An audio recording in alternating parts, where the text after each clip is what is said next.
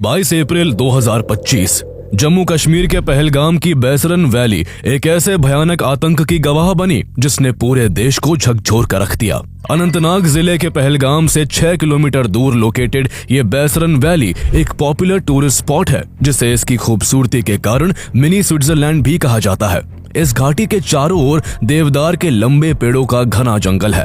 आसपास बहती नदियां हैं और दूर ऊंचाई पर बर्फ से ढकी चोटियां हैं, जो इस घाटी को एक ऐसी नायाब जगह बनाती है कि टूरिस्ट खुद ब खुद इस ओर खींचे चले आते हैं। उस दिन भी सैकड़ों लोग कश्मीर की इन सुंदर वादियों में अपनों के साथ समय बिताने आए थे। कोई कई महीनों की सेविंग्स करके अपने परिवार के साथ यहाँ छुट्टियां मनाने पहुंचा था, कोई अपने बेटे के अच्छे नंबर लाने पर उसे यहाँ घुमाने लाया था, तो कोई अपनी नई शादी के बाद इन हसीन वादियों में हनीमून मनाने आया था। चारों तरफ बस खूबसूरती और खुशहाली थी। बच्चों की हंसी, कैमरों की क्लिक और लोगों की बातचीत के बीच माहौल में एक सुकून भरी गूंज थी। कोई धरती के स्वर्ग को बस निहारे जा रहा था, तो कोई अपनी पत्नी की बाहों में ऐसे खोया हुआ था जैसे वो कुछ पल के लिए अपने सारे गमों को भूलकर बस इस पल में समा जाना चाहता हो। किसी को जरा सा भी अंदाजा नहीं था कि अब से बस कुछ देर में यहाँ कुछ ऐसा होने वाला है जो इस जन्नत जैसे माहौल को कुछ ही पलों में नरक बना देगा। जब सब लोग अपनों के साथ इस हसीन मंजर में डूबे हुए थे, तभी देवदार के पेड़ों से 5 से 6 लोग निकलकर वहां पहुंचते हैं। उनमें से कईयों ने भारतीय सेना और पुलिस की वर्दी पहन रखी थी, लेकिन असल में वो बेरहम आतंकी थे। हर एक के हाथ में M4 कार्बाइन्स और AK-47 जैसी खतरनाक राइफल्स थी और उनके पीठ पर लदे भारी बैग गोलियों, ग्रेनेड और बारूद से भरे हुए थे। वो धीरे धीरे शिकारियों की तरह इस घाटी में घुस चुके थे। इन टूरिस्ट की हंसी, उनकी मासूमियत उन आतंकियों को इस कदर चुभ रही थी कि वो जल्दी से जल्दी उन्हें खामोश कर देना चाहते थे। आतंकी सबसे पहले शुभम नाम के आदमी के पास पहुंचते हैं, जो अपने परिवार के साथ हंसी खुशी की बातों में डूबे हुए थे। एक आतंकी ने तुरंत लपक कर शुभम पर बंदूक तान दी और चीख कर बोला, बता तू हिंदू है या मुसलमान। आतंकियों की बंदूक और सवाल से शुभम और उनकी पत्नी दोनों डर से कांपने लगे। जब आतंकी ने दोबारा चिल्लाकर पूछा तो शुभम के कांपते हुए होठों से बस एक शब्द निकला, हिंदू। इतना सुनते ही आतंकी गुस्से से पागल हो गए और उनकी आंखों में नफरत उबाल मारने लगी। इसके बाद आतंकियों ने अपनी राइफल से अंधाधुन कई गोलियां शुभम पर दाग दी। शुभम के शरीर से खून का फव्वार छूट पड़ा और वो वही जमीन पर गिर पड़े। अपनी आंखों के सामने अपने पति को जान गंवाते देख शुभम की पत्नी रोने चीखने लगी और मदद के लिए पुकार लगाने लगी। इसके बाद आतंकी पूरी जगह में फैलकर हिंदुओं को निशाना बनाने में जुट गए। एक आतंकी की नजर इंडियन नेवी के लेफ्टिनेंट विनय नरवाल पर पड़ी, जो अपनी नई नवेली दुल्हन हिमांशी के साथ थे। उनकी शादी को महज अभी 6 दिन ही हुए थे और वह अपनी नई जिंदगी की शुरुआत कश्मीर की इन खूबसूरत फिजाओं में करने आए थे। लेकिन आतंकियों ने एकदम से उनकी खुशगवार जिंदगी को मौत के अंधेरे में धकेल दिया। आतंकी ने विनय के पास आकर उनका नाम और धर्म पूछा। जवाब में हिंदू सुनते ही आतंकी ने उन्हें भी गोली मार दी और आगे बढ़ गया। पीछे रह गई बस विनय की पत्नी हिमांशी, जो रोती हुई आंखों से अपनी जीवन साथी की लाश के पास बैठी उन्हें देख रही थी, जो अब कभी लौट कर नहीं आने वाले थे। 2-4 मिनट की गोलियों की गड़गड़ाहट से ही पूरी घाटी कांप उठी थी। चारों दिशाओं में बारूदी गंध फैल चुकी थी। गोलियों की आवाज सुनकर बच्चे चीख रहे थे, औरतें बिलख रही थी और मर्द अपनी और अपनों की जान बचाने की कोशिश में लगे हुए थे। कुछ लोग जान बचाने के लिए पेड़ों के पीछे छिप गए, तो कुछ लोग लगातार मदद के लिए चिल्ला रहे थे, लेकिन अफसोस उनकी जान बचाने वाला आज कोई नहीं था। अमेरिका में काम करने वाले कलकत्ता के बिटान अधिकारी कुछ दिनों की छुट्टी के लिए अपनी पत्नी सोहिनी अधिकारी और अपने 3 साल के बेटे के साथ कश्मीर घूमने आए थे। उनके बेटे को जब गोलियों की तड़तड़ाहट सुनाई दी तो वो मासूम बच्चा अचानक डर के मारे चिल्ला उठा, मम्मा साउंड फायर। उस मासूम की आंखों में ऐसा डर था कि वो समझ ही नहीं पा रहा था कि ये क्या और क्यों हो रहा है। बिटान ने बिना एक पल गवाए बेटे का हाथ कसकर पकड़ लिया और दौड़ने लगे। उनके साथ उनकी पत्नी सोहिनी भी थी, जो अपने परिवार को किसी तरह मौत के मुंह से खींच ले जाना चाहती थी। लेकिन उसी पल आतंकियों ने उन्हें घेर लिया। जैसे ही आतंकियों को पता चला कि बिटान हिंदू है, उन्हें उनकी पत्नी और बेटे के सामने ही गोलियों से भून दिया गया। चारों ओर भगदड़ मच चुकी थी। कुछ लोग गिरते पड़ते भागने की कोशिश कर रहे थे, तो कुछ लोग डर के मारे जमीन पर ही लेट गए, जैसे मिट्टी से चिपक जाने से मौत टल जाएगी। तभी एक आतंकी खून से सना चेहरा और आंखों में वहशीपन लिए लोगों के सामने आया और जोर से चिल्लाया कि सारे हिंदू एक तरफ हो जाओ और मुसलमान एक तरफ। सभी लोग सन्न रह गए, कोई अपनी जगह से हिल भी नहीं पाया। इसके बाद उन आतंकियों ने एक एक कर लोगों से उनका धर्म पूछना शुरू किया। क्या तुम हिंदू हो? जिसने भी हाँ कहा, अगले ही पल आतंकियों ने उसे गोलियों से भून डाला। कुछ ही मिनटों में कई लोग मारे जा चुके थे। उन सभी की सिर्फ इतनी गलती थी कि वो हिंदू थे। मन ही मन वहां मौजूद सभी लोगों में खौफ था। किसी को नहीं पता था कि अगले पल कौन मौत के निशाने पर होगा। इसके बाद आतंकियों ने नाम पूछने के बजाय उनसे कलमा पढ़वाना शुरू कर दिया। जो लोग इसे पढ़ नहीं पाए, अगले ही पल उनकी जान ले ली। इन मासूम लोगों की भीड़ में सुशील नथानियल का परिवार भी मौजूद था। एक आतंकी सुशील के पास आया और दहाड़ते हुए बोला, चल घुटनों पर बैठ और कलमा पढ़। सुशील ने कांपते हुए जवाब दिया, मैं ईसाई हूं, मुझे कलमा पढ़ना नहीं आता। बस ये सुनना था कि आतंकी ने झट से अपनी बंदूक सुशील की ओर घुमा दी और उनकी जान ले ली। दूसरी ओर पल्लवी के पति मंजुनाथ को भी आतंकियों ने धर्म के नाम पर मौत दे दी। पल्लवी अपनी आंखों के सामने अपने पति को जान गंवाते देख रो पड़ी और फफकते हुए आतंकियों से कहा कि मुझे भी मार दो, मैं अब जीकर क्या करूंगी। इस पर एक बहशी आतंकी जोर से हंस पड़ा और बोला, जा तुझे नहीं मारते, मोदी को जाकर बता देना। 20 के करीब लोग मारे जा चुके थे, लेकिन आतंक का यह सिलसिला आज बैसरन घाटी में रुकने का नाम नहीं ले रहा था। इसके बाद आतंकियों ने सभी मर्दों को लाइन में खड़ा किया और एक एक कर उनकी पैंट उतरवाकर उनका प्राइवेट पार्ट चेक करने लगे। ये बेरहम आतंकी इस तरह कंफर्म करना चाहते थे कि उनका खतना हुआ है या नहीं। जिस किसी का भी खतना नहीं दिखा, आतंकियों ने तुरंत उन्हें गोली मारकर उनकी जान ले ली। उस वक्त घाटी में सिर्फ और सिर्फ खौफ और आतंक का मंजर था। बच्चों के रोने की आवाज थी, महिलाओं की चीखें थी, जमीन पर पड़ी लाशों से रिश्ता खून था और हवाओं में तैरता आतंकियों का धर्म से जुड़ा सवाल था, जो हर अगले पल किसी न किसी को निगलने के लिए तैयार था। इसी बीच आतंकियों की नजर घोड़ा लिए आदिल हुसैन पर पड़ी, जो एक हिंदू टूरिस्ट को अपने घोड़े पर बिठाकर बैसरन घाटी की ओर आ रहा था। आतंकी सिर्फ गैर मुसलमानों का खून बहाना चाहते थे, इसलिए उन्होंने आदिल को नजरअंदाज कर उसके घोड़े पर बैठे टूरिस्ट पर निशाना साध दिया। पर इससे पहले कि कोई गोली चलती, आदिल अपनी जान की परवाह किए बिना टूरिस्ट को बचाने के लिए अकेले ही आतंकियों से भिड़ गया। उसने एक आतंकी से राइफल छीनने की कोशिश की, मगर अकेले आदिल की ताकत आतंकियों के सामने टिक नहीं पाई और कुछ ही पलों में गोलियों की बौछार ने उसे भी मौत की नींद सुला दिया। आदिल चाहता तो बीच में ना आकर अपनी जान बचा सकता था, लेकिन वो एक मिसाल बना कि धर्म के नाम पर हिंसा करने वालों की भीड़ में अगर एक इंसान भी ऐसा है जो धर्म से ऊपर इंसानियत को रखता है, तो शायद ये दुनिया जीने लायक बची रहेगी। लेकिन उन हैवान आतंकियों के सर पर जैसे एक अजीब तरह की सनक सवार थी। उन्होंने अपने शरीर पर कैमरे लगा रखे थे, जिनसे वो इस पूरी घटना की रिकॉर्डिंग कर रहे थे, ताकि हिंदुओं की चीख पुकार से भरी रिकॉर्डिंग दिखाकर वो अपने आकाओं से शाबाशियां बटोर सके। उन आतंकियों को जब वहां कोई और गैर मुस्लिम मर्द नहीं दिखा, तो वो पहले से ही मर चुके लोगों पर फिर से गोलियों की बौछार करने लगे और मरे हुए लोगों के लहूलुहान जिस्मों के साथ वहशी दरिंदे की तरह हंसते हुए सेल्फियां लेने लगे। उन्होंने पूरे 300 राउंड फायरिंग की थी। हैरानी की बात यह थी कि उन आतंकियों ने एक भी महिला को नहीं मारा था, क्योंकि उनके लिए ये औरतें उस घटना का सिर्फ गवाह नहीं थी, बल्कि उनकी दरिंदगी का जीता जागता सबूत थी, जिन्हें उन्होंने सिर्फ इसलिए छोड़ा था ताकि ये जिंदा लाशें जाकर इस नरसंहार की खबर देश और सरकार तक पहुंचा सके। इस आतंकी हमले में 26 निर्दोष लोगों की जान चली गई, जबकि करीब 20 लोग बुरी तरह से घायल हुए। ये जम्मू कश्मीर के इतिहास का one of the deadliest terror attack था, जिसमें धर्म पूछकर लोगों को यूं खुलेआम मारा गया था। The terrorists spared no one as they massacred a valley in Pahalgam. Terrorists asked for religious identity of people and shot down those who weren't Muslims. हमारे सामने ही सबको मारा, उधर कोई पुलिस वाला भी नहीं था, वो मार दिया हमें। They belong to a group called the TRF. एक साथ 26 लोगों की हत्या करने के बाद आतंकी देवदार के पेड़ों से घिरे जंगल में घुस गए और बेफिक्र होकर वहां से तेजी से भाग निकले। मृतकों के परिवार फूट फूट कर रो रहे थे और जो 20 लोग घायल थे वो भी काफी देर तक वही दर्द के मारे तड़पते रहे। सबसे हैरानी की बात यह थी कि वहां सुरक्षा बलों का कोई नामो निशान नहीं था। कोई नहीं था जो उन लोगों को बचाता, उनकी आंखों में साफ दिख रही मौत के साए को दूर कर उन्हें जिंदगी की उम्मीद देता। ना कोई सुरक्षा कर्मी था और ना ही कोई मेडिकल हेल्प। बैसरन घाटी काफी ऊंचाई पर है, इसलिए यहाँ तक वाहन नहीं लाए जा सकते। यहाँ पैदल या फिर घोड़े और खच्चर पर सवार होकर आया जा सकता है।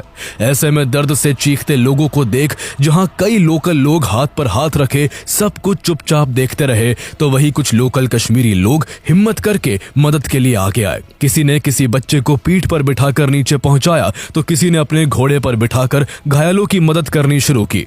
इतना बड़ा हमला हो जाने के काफी देर बाद भी CRPF, Jammu and Kashmir police और आर्मी तक इसकी इंफॉर्मेशन नहीं पहुंच पाई थी। संयोग से उस समय सीआरपीएफ बटालियन के कमांडिंग ऑफिसर राजेश कुमार किसी काम से बैसरन घाटी से गुजर रहे थे। तभी उन्हें घाटी से उतरते लोगों की हड़बड़ाहट और रोने की पुकार सुनाई दी। उन्होंने एक घोड़े वाले को रोककर पूछा कि यहाँ कुछ हुआ है क्या। उस घोड़े वाले ने बताया कि साहब, बैसरन में गोलियां चली है और काफी लोगों की जान चली गई है और कई लोग घायल पड़े हुए हैं। इतना सुनते ही राजेश कुमार सारा मामला समझ गए और बिना कोई देरी किए पास के सीआरपीएफ कैंप को इन्फॉर्म करके जल्द से जल्द क्विक एक्शन टीम को बैसरन घाटी पहुंचने को कहा और खुद घटनास्थल की ओर निकल पड़े। आतंकी हमले की सूचना मिलते ही सीआरपीएफ तुरंत एक्शन में आ गई। 25 कमांडो की एक क्विक एक्शन टीम को तैयार करके बैसरन घाटी रवाना कर दिया गया। सीआरपीएफ का यह कैंप बैसरन घाटी से करीब 7 किलोमीटर की दूरी पर था और रास्ता भी काफी पहाड़ी था, इसलिए क्विक एक्शन टीम को घटनास्थल तक पहुंचने में 40 मिनट लग गए। क्विक एक्शन टीम ने वहां पहुंचते ही सबसे पहले यह श्योर किया कि वहां पर कोई आतंकी तो नहीं छिपा हुआ है। वहां उन्हें आतंकी तो नहीं, पर डर के मारे छिपे हुए लोग जरूर दिखाई दिए, जिनकी आंखों में अब भी मौत का खौफ था। इन्हीं में से 3 लोगों का गोली लगने से काफी खून बह चुका था और उन्हें जल्द से जल्द मेडिकल एड की नीड थी। उन तीनों को हेलीकॉप्टर से अनंतनाग के डिस्ट्रिक्ट हॉस्पिटल के लिए रवाना किया गया, लेकिन दुर्भाग्य से ज्यादा खून बहने की वजह से उन 3 में से एक घायल आदमी ने रास्ते में ही दम तोड़ दिया। बाकी के उन 2 घायलों को सुरक्षित हॉस्पिटल पहुंचा दिया गया। उनके अलावा और भी जो लोग घायल हुए थे उन्हें भी नियर बाय मेडिकल सेंटर्स पहुंचाया गया। कुछ ही देर में आर्मी और जम्मू एंड कश्मीर पुलिस की टीम घटनास्थल पर पहुंच गई और उन्होंने मिलकर एक बड़ा रेस्क्यू मिशन चलाया। हालांकि अब तक टूरिस्ट में इस कदर खौफ बैठ चुका था कि जब सीआरपीएफ के जवान उनकी मदद के लिए वहां पहुंचे तो कई लोगों ने उन्हें आतंकवादी समझा, क्योंकि आतंकी भी सेना और पुलिस की वर्दी पहनकर आए थे। एक महिला तो रोकर सीआरपीएफ के जवानों के आगे गिड़गिड़ाने लगी, प्लीज मेरे बच्चे को मत मारना, मैंने पहले ही अपने पति को खो दिया है। उस महिला का ये खौफ देखते ही सीआरपीएफ के जवानों के रोंगटे खड़े हो गए। उन्होंने तुरंत सभी को शांत किया और बताया कि वो भारत के जवान हैं और उनकी रक्षा के लिए आए हैं। भले ही इंडियन फोर्सेस बाद में घटनास्थल पर पहुंची और घायलों को रेस्क्यू किया, लेकिन इस हमले में हुई 26 निर्दोष लोगों की मौत ने भारत की सुरक्षा व्यवस्था पर गहरे प्रश्न चिन्ह खड़े कर दिए थे। वहां सुरक्षा बल का ना होना अथॉरिटीज की लापरवाही को दर्शाता है। सबसे हैरानी की बात यह है कि पहलगाम में हुए आतंकी हमले से पहले इंटेलिजेंस ब्यूरो को 4 अप्रैल 2025 को एक इंटेल मिला था कि पाकिस्तान के एक आतंकी संगठन ने अपने लोकल गुर्गों को हमले के लिए पहलगाम के होटलों की रेकी करने का निर्देश दिया था। ये जानकारी subsidiary multi agency centre SMACA के जरिए साझा भी की गई थी, लेकिन इसके बावजूद मौके पर एक भी सुरक्षा कर्मी मौजूद नहीं था। हालांकि बाद में भारत सरकार ने इस पर सफाई देते हुए कहा कि लोकल अथॉरिटीज ने सिक्योरिटी एजेंसीज को इन्फॉर्म किए बिना समय से पहले ही बैसरन वैली को खोल दिया था, जबकि हर साल इस घाटी को जून में अमरनाथ यात्रा के वक्त खोला जाता था। सरकार की सफाई पर भी गहरा सवाल था कि जब बैसरन वैली के खुलने के बारे में मैगी और चाय बेचने वालों को पता था, उन हजारों टूरिस्ट को मालूम था जो यहाँ घूमने आए थे, तो सरकार, सिक्योरिटी फोर्सेस और इंटेलिजेंस एजेंसी से आखिर ये जानकारी कैसे छुपी रह गई। इसके अलावा ये कितनी विडंबना की बात है कि कैसे आतंकी इतनी ज्यादा वेपनरी के साथ बड़ी आसानी से कश्मीर में घुसकर अटैक करते हैं और बिना पकड़ाए भाग भी जाते हैं। आतंकियों ने इस पहलगाम हमले को अंजाम देने से पहले कई दिनों तक रेकी की थी, लेकिन फिर भी सिक्योरिटी फोर्सेस को इस प्लानिंग की कानो कान खबर तक नहीं लगी और उनके सूत्रों का नेटवर्क धराशायी हो गया। जम्मू कश्मीर में ये कोई पहला आतंकी हमला नहीं है। इससे पहले चाहे 2016 का उरी अटैक हो या बारामुल्ला अटैक, 2019 का पुलवामा अटैक हो या फिर 2024 का रियासी अटैक, हमारी सिक्योरिटी फोर्सेस को घटना होने के बाद अपनी चूक का पता चल पाता है। आखिर बार बार ऐसी लापरवाही कैसे हो जाती है? क्यों हमारी इंटेलिजेंस एजेंसीज और सिक्योरिटी फोर्सेस एक दूसरे से कोऑर्डिनेट करके किसी भी आतंकी हमले को होने से पहले ही नहीं रोक पाती है? देश में चाहे किसी भी पार्टी की सरकार हो, आतंकी हर बार अपने मंसूबों में कामयाब रहे हैं। 2001 का पार्लियामेंट अटैक हो या 2002 का अक्षरधाम हमला, 2005 का दिल्ली सीरियल ब्लास्ट हो या 2006 का Mumbai train blast, 26/11 Mumbai attack हो या फिर 2016 का पठानकोट एयरबेस अटैक, आतंकियों ने हर बार देश को नुकसान पहुंचाया है और हमारी सिक्योरिटी फोर्सेस और इंटेलिजेंस एजेंसीज इन्हें रोकने में नाकाम रही है। जैसे ही पहलगाम में हुए इस आतंकी हमले की खबर मीडिया में आई, पूरा देश सन्न रह गया। इस हमले में जिन पत्नियों ने अपने पति और जिन बच्चों ने अपने पिता को अपनी आंखों के सामने आतंकियों के हाथों मरते देखा था, जब उनके मुंह से देश के लोगों ने उस भयानक हमले के बारे में सुना तो सभी के रोंगटे खड़े हो गए। सभी भारतीयों की आंखों में आंसू थे और दिल में गुस्सा। हर कोई इसका बदला चाहता था। भारत सरकार भी हमले के बाद एक्शन में आ गई। होम मिनिस्टर अमित शाह ने खबर मिलते ही पहलगाम का दौरा किया। जब उन्होंने वहां मृतकों के परिवार वालों की रोती हुई आंखें और चीखती हुई न्याय की पुकार सुनी तो उन्होंने उन्हें भरोसा दिलाया कि इस हमले के जिम्मेदार लोग जल्द ही अपनी कब्र में होंगे। प्रधानमंत्री नरेंद्र मोदी जो पहलगाम में हुए हमले के वक्त सऊदी अरेबिया में थे, वो फौरन अपने दौरे को बीच में ही रद्द करके भारत लौटे और अगले दिन 23 अप्रैल को cabinet committee on security CCS की इमरजेंसी मीटिंग बुलाई। CCS की ये बैठक 2 घंटे से भी ज्यादा चली और इसमें पाकिस्तान को करारा जवाब देने के लिए गंभीर चर्चा हुई। इस आतंकी हमले की जिम्मेदारी द रेजिस्टेंस फ्रंट यानी TRF ने ली थी, जो पाकिस्तान के आतंकी संगठन लश्कर-ए-तैयबा का ही एक शैडो ग्रुप है। लेकिन असल में TRF या लश्कर-ए-तैयबा तो बस मोहरा थे। इस आतंकी हमले की जड़ें इतनी गहरी है कि ये जड़ें पाकिस्तान की इंटेलिजेंस एजेंसी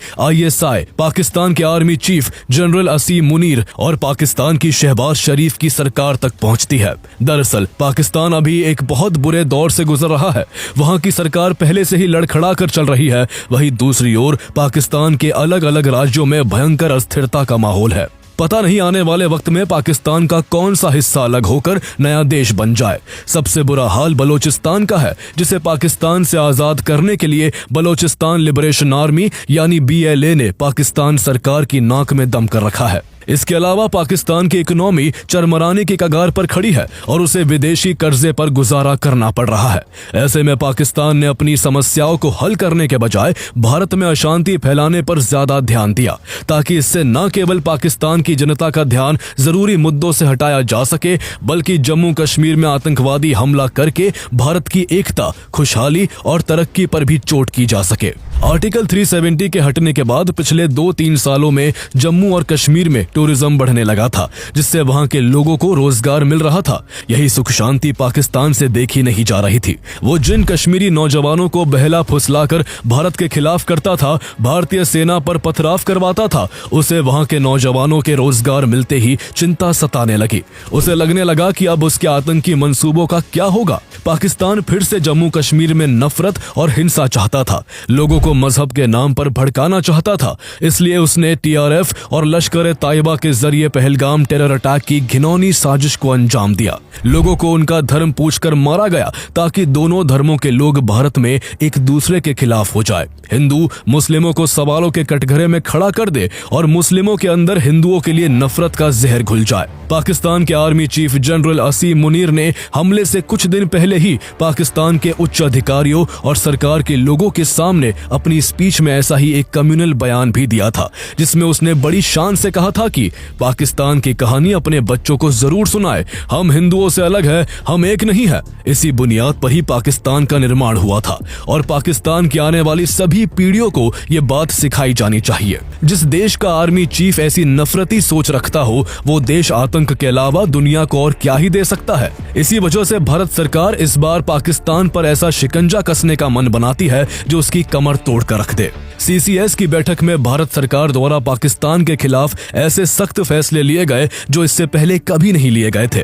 भारत ने सबसे पहले पाकिस्तान पर वाटर स्ट्राइक करते हुए 1960 की इंडस वाटर ट्रीटी को सस्पेंड कर दिया। ये कितना बड़ा फैसला है, इसे इसी बात से समझा जा सकता है कि इससे पहले पाकिस्तान की तरफ से कई आतंकी हमले किए जा चुके हैं और दोनों देशों के बीच 1965, 1971 और 1999 जैसे युद्ध हो चुके हैं। लेकिन फिर भी भारत ने कभी इंडस वाटर ट्रीटी को सस्पेंड नहीं किया था। ये पहली बार है जब ऐसा हुआ है। इसका पाकिस्तान पर कितना बुरा असर पड़ेगा, इसका अंदाजा इसी से लगाया जा सकता है कि पाकिस्तान की 80% खेती के योग्य जमीन सिंधु और उसकी सहायक नदियों के पानी पर निर्भर है। इस पानी का 90% से ज्यादा हिस्सा सिंचाई में इस्तेमाल किया जाता है। ऐसे में पाकिस्तान में लाइफलाइन कही जाने वाली सिंधु और सहायक नदियों के पानी को भारत द्वारा रोकने से पाकिस्तान और उसकी इकोनॉमी पर इसका सीधा असर पड़ेगा, जो पहले से ही रेंग रही है। इंडस वाटर ट्रीटी के तहत पहले भारत पाकिस्तान को नदियों के पानी के बहाव और उससे जुड़ी अन्य जानकारियां शेयर करता था, लेकिन अब भारत न केवल नदियों का पानी रोक सकता है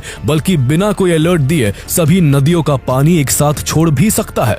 इस तरह पाकिस्तान को कभी सूखे का सामना करना पड़ सकता है तो कभी वहां बाढ़ जैसी सिचुएशन बन सकती है। इसके बाद भारत सरकार ने अटारी चेक पोस्ट को बंद करने का दूसरा बड़ा फैसला लिया। पाकिस्तान में इसी पोस्ट से सोयाबीन, मुर्गे का दाना, सब्जियां, प्लास्टिक दाने और लाल मिर्च समेत अन्य सामान भेजा जाता है।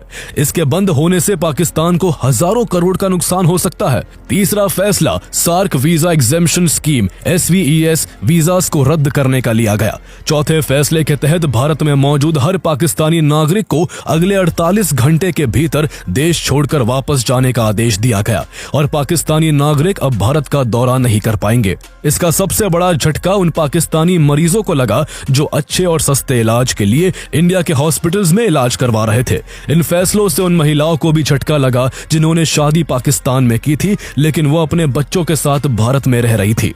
इसके बाद पांचवें फैसले के तहत नई दिल्ली स्थित पाकिस्तान हाई कमीशन में तैनात पाकिस्तान डिफेंस एडवाइजर्स को एक हफ्ते के अंदर भारत छोड़ने के निर्देश दे दिए गए। हाई कमीशन में पाकिस्तानी स्टाफ की संख्या भी घटाकर 55 से 30 कर दी गई। इसके अलावा सरकार ने बाद में पाकिस्तान के न्यूज चैनल्स, क्रिकेटर्स और इन्फ्लुएंसर्स के यूट्यूब और एक्स अकाउंट्स भी इंडिया में बैन किए, जो इंडियन ऑडियंसेस से व्यूज बटोर कर पैसे कमाते थे।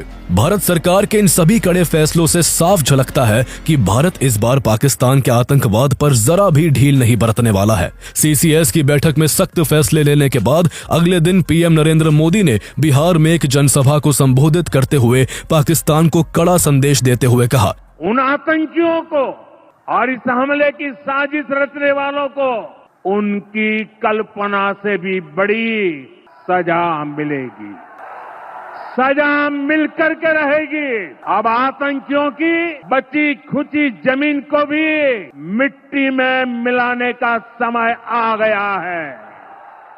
इसके बाद NIA ने इस हमले की जांच शुरू कर दी जो अभी तक जारी है। साथ ही इस हमले को अंजाम देने वाले आतंकियों को ढूंढने के लिए इंडियन डिफेंस फोर्सेस ने सर्च ऑपरेशन शुरू कर दिया। 3 आतंकियों के पोस्टर भी जारी कर दिए गए और जिन लोकल लोगों ने उन आतंकियों को पनाह दी थी उन पर भी शिकंजा कसा जाने लगा। लश्कर-ए-तैयबा के कई ओवरग्राउंड वर्कर्स को गिरफ्तार किया गया। सैकड़ों लोकल लोगों को हिरासत में लेकर पूछताछ की जाने लगी और ऑपरेशन के दौरान आसिफ शेख और आदिल ठोकेर जैसे कई आतंकियों के घरों को एक्सप्लोजिव से तबाह कर दिया गया।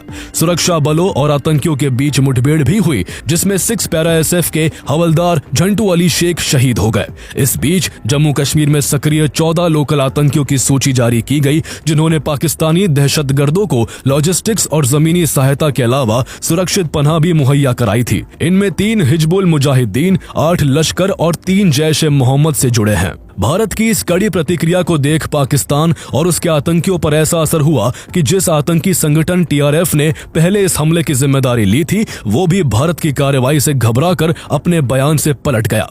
TRF ने अपनी बात से पलटते हुए कहा कि उसका अकाउंट हैक हो गया था और उसका इस हमले से कोई लेना देना नहीं है। पाकिस्तान के प्रधानमंत्री शहबाज शरीफ ने भारत की सख्ती से घबराकर भारत सरकार से अपील की कि पाकिस्तान की सरकार न्यूट्रल रहकर इस हमले की जांच में भारत की मदद करने के लिए तैयार है। लेकिन भारत ने 2016 जैसी गलती इस बार नहीं की। 2016 में जब पठानकोट एयरबेस अटैक हुआ था तब दोनों देशों के बीच ये तय हुआ था कि दोनों देशों की इन्वेस्टिगेशन टीम एक दूसरे के देशों में आकर इस हमले की जांच करेंगी। भारत सरकार ने पाकिस्तान की इन्वेस्टिगेशन टीम को जांच के लिए भारत आने दिया था, लेकिन पाकिस्तान ने भारत की इन्वेस्टिगेशन टीम को पाकिस्तान आने की इजाजत नहीं दी थी और पठानकोट अटैक को फॉल्स फ्लैग बताकर हमले के लिए भारत को ही जिम्मेदार ठहरा दिया था। जब पाकिस्तान ने देखा कि भारत अब अपनी कार्रवाई से पीछे नहीं हटेगा तो उसने भी बौखलाकर शिमला एग्रीमेंट रद्द कर दिया और अपना एयर स्पेस इंडियन प्लेन्स के लिए बंद कर दिया। भारत की तरफ से की गई 2016 की उरी सर्जिकल स्ट्राइक और 2019 की बालाकोट एयर स्ट्राइक का पाकिस्तान की सेना में ऐसा डर है कि पहलगाम हमले के बाद से पाकिस्तान की सेना लगातार LOC पर फायरिंग कर सीज फायर का वायलेशन कर रही है। उसे डर है कि कहीं इंडियन कमांडोज पिछली बार की तरह इस बार भी उसकी पनाह में बैठे आतंकियों और उनके कैंपों को ढेर ना कर दे।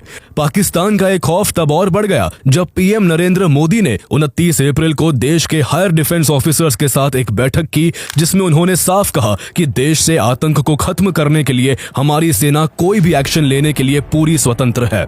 जवाब कब और कैसे देना है ये तय करने के लिए सेना को खुली छूट है। जहां अमेरिका, ब्रिटेन, इटली, फ्रांस और सऊदी अरब जैसे दर्जनों देशों ने पाकिस्तान के आतंकवाद की निंदा करते हुए खुद को भारत के साथ बताया, तो वही चाइना पाकिस्तान को अपना समर्थन दे चुका है। पाकिस्तान के अलावा अगर कोई ऐसा देश है जो भारत को हमेशा नुकसान पहुंचाना चाहता है तो वो चाइना है। जब से अमेरिका और चीन के बीच टैरिफ वॉर शुरू हुई है तब से अनुमान लगाया जा रहा है कि इसका सबसे ज्यादा फायदा भारत को हो सकता है। चाइना के इन्वेस्टमेंट्स भारत में आएंगे, जिससे चीन की इकोनॉमी को झटका लगेगा और भारत की इकोनॉमी की रफ्तार और भी बढ़ जाएगी। आज इंडिया वर्ल्ड की 5th लार्जेस्ट इकोनॉमी है और एक्सपर्ट्स के हिसाब से 2028 तक भारत दुनिया की 3rd लार्जेस्ट इकोनॉमी बन जाएगा। ऐसे में चीन के लिए भारत का इतना कामयाब होना उसे अपने लिए और भी बड़ा खतरा लग रहा है, जिस वजह से वो भारत के खिलाफ जाने के लिए पाकिस्तान और उसके आतंकवाद का समर्थन करने को भी तैयार है। ऐसे में भारत के लिए जम्मू कश्मीर में बार बार होते आतंकी हमलों पर फुल स्टॉप लगाना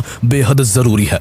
सोचने वाली बात है कि आखिर जम्मू कश्मीर में पाकिस्तान बार बार कैसे आतंकी हमले करवाने में सफल हो जाता है। 1980 के दशक में पंजाब में भी पाकिस्तान ने भारत को तोड़ने की कई साजिशें की थी। पाकिस्तान ने मिलिटेंट्स को हथियार और पैसे देकर पंजाब को भारत से अलग करने की कोशिश की थी, लेकिन भारत सरकार ने कई बार के प्रयास के बाद पाकिस्तान की साजिश को नाकाम करके पंजाब को मिलिटेंसी के मुंह से बाहर निकाल लिया था। लेकिन जम्मू कश्मीर में ऐसा क्यों नहीं हो पाता? कई दशकों की उथल पुथल के बाद भी आखिर क्यों पाकिस्तान की साजिशों को हमेशा हमेशा के लिए खत्म नहीं किया जा सका है? दरअसल पंजाब की स्थिति को भारत सरकार इसलिए काबू कर सकी क्योंकि इंडियन गवर्नमेंट का पंजाब पर पूरा कंट्रोल था। इसके अलावा पंजाब में सेपरेटिस्ट को लोकल लोगों का सपोर्ट नहीं था, इसलिए पाकिस्तान के मंसूबे कामयाब नहीं हो सके। लेकिन जम्मू एंड कश्मीर की स्थिति पंजाब से बिल्कुल अलग है। 1947-48 के फर्स्ट कश्मीर वॉर के बाद से जम्मू एंड कश्मीर का करीब 35% हिस्सा पाकिस्तान के कब्जे में है,